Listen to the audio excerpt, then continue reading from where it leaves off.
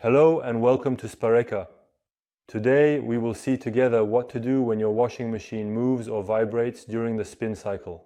The main reason why your device may generate vibrations or move is because of the loading process it undergoes during operation. You must always adhere to the maximum load capacity of your washing machine's drum and ensure not to exceed it. To acquire this info, you can always find it on the label, typically located behind the porthole of the item.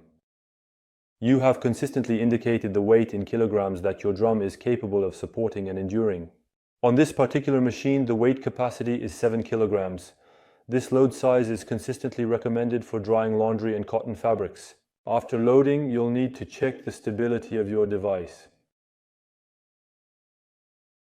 On every washing machine, there are 4 feet that can be adjusted. It is important to ensure that your device is leveled properly in order to achieve proper balance. As you are able to perceive from the level, the machine is in a state of complete instability and lacks stability. She is borderline on 3 feet, so we're going to fix his feet. The advice I can give you is that when you want to adjust the feet on a washing machine, the first thing to do is simply to screw all the feet tightly to see if the machine is level.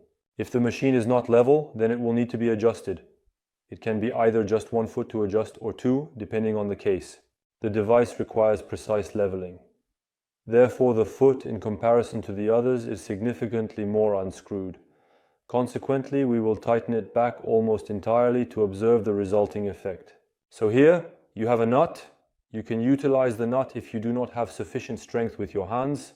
So it can also be the worn rubber of the foot. So if it is excessively worn out, we can easily replace this type of component or element without any difficulty or complications.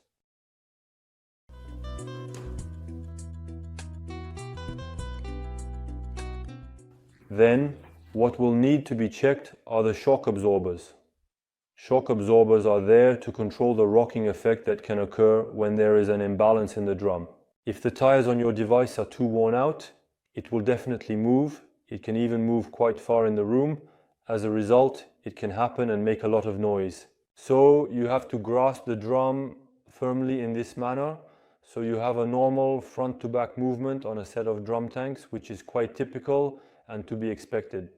So in the event that the shock absorbers are worn out, it is possible that your drum will come into contact with the door, and then we will have large marks all around.